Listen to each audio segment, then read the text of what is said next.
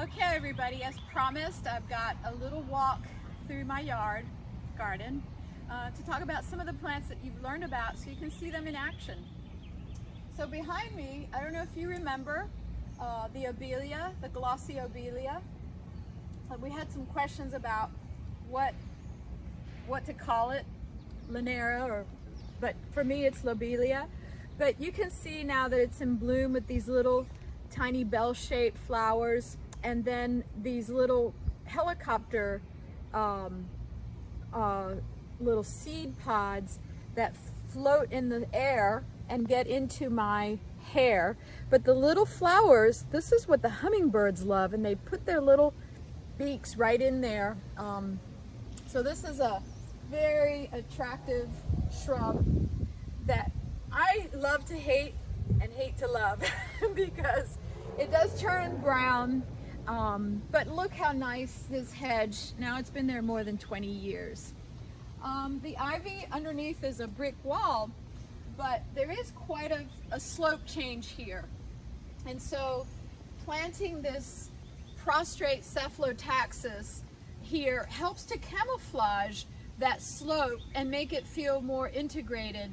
And really just having the streetscape, sort of the variety of things like the ivy, you do have to maintain it because it can take over, next to an evergreen shrub, and then coming down to the big blue liriope.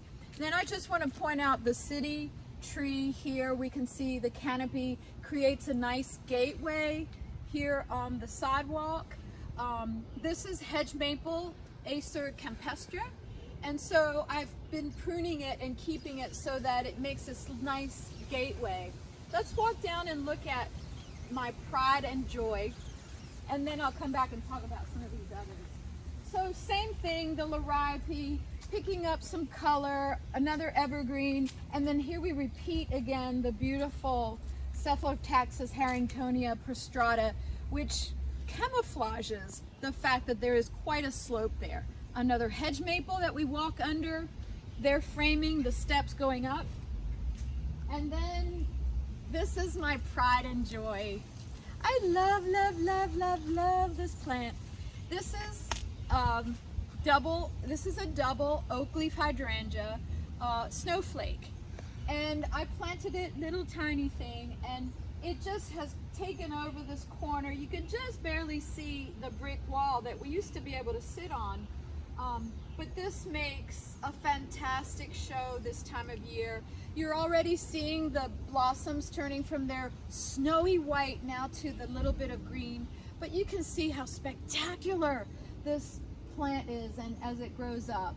Above it, giving it a little bit of protection, which it likes, is a red bud, is a native red bud. So let's go up the stairs and talk a little bit more about bones. So many of you have heard Chris, it'll come to me in a minute, but the idea of having a transition as you enter a space. So first we have the two hedge maples, and then we walk up and we have something low, and then these boxwoods, Buxus sempervirens suffructicosa, I planted when they were about this big, little meatballs. And I can remember planting them right here and here, and you walk under the hedge maple, and then you've got the two boxwoods announcing a transition. Now, not only do they announce the transition, but because I live in a traditional style house, it's almost 100 years old, the garden kind of follows that.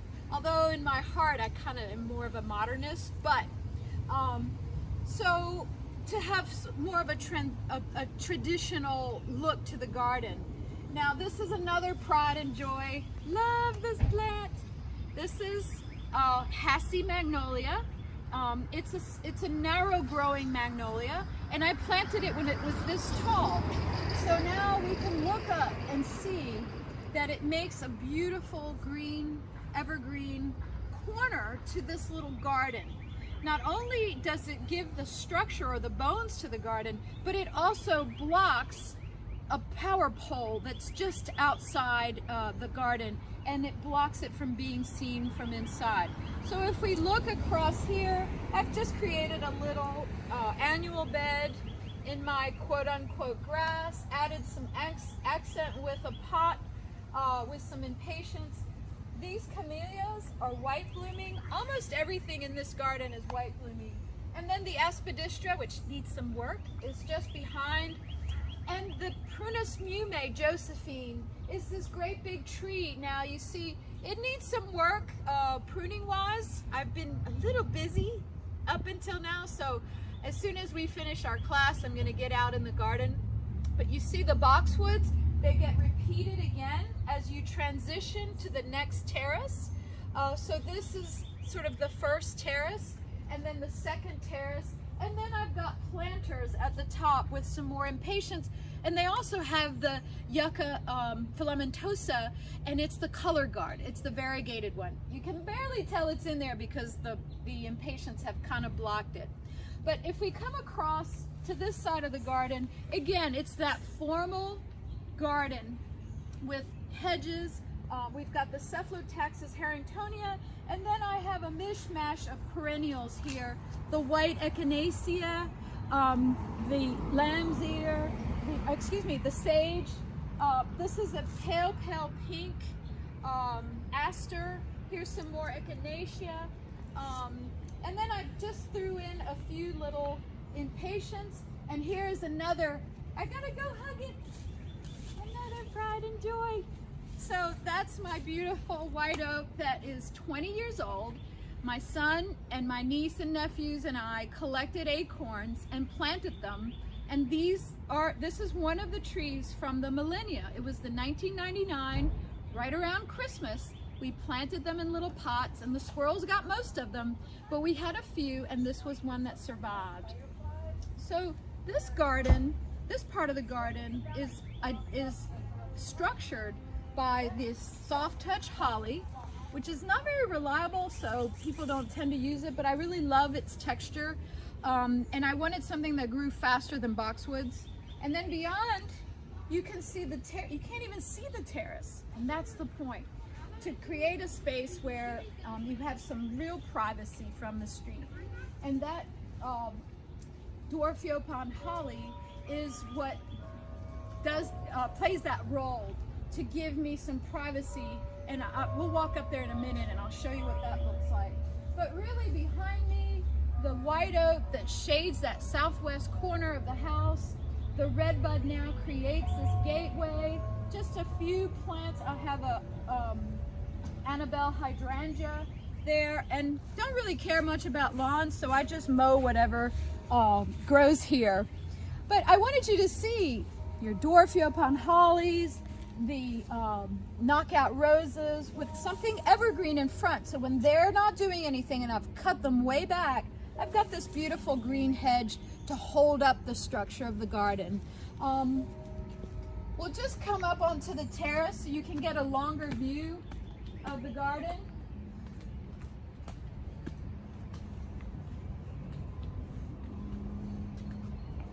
So this is quite nice to be able to sit in the garden here. I often come out and have my breakfast sitting right here in this seat, and I can look all the way across the garden.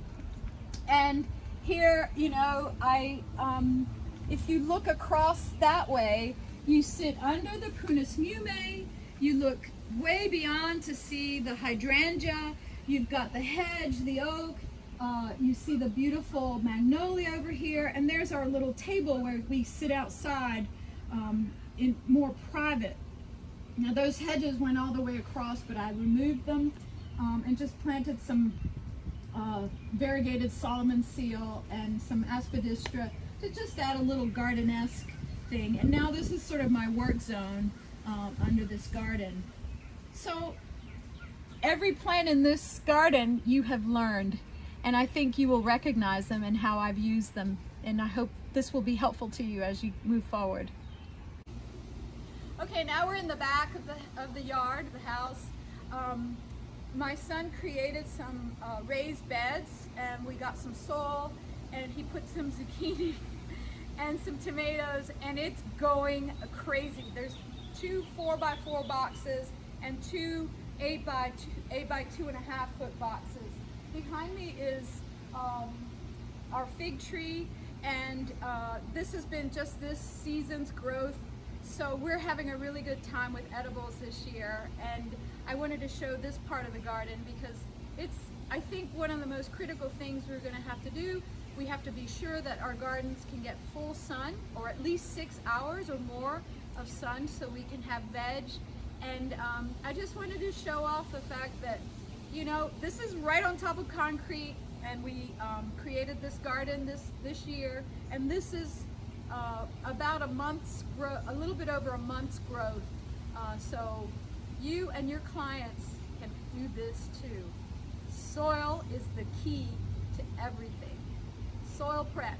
So put your money in the soil and you'll have this kind of garden.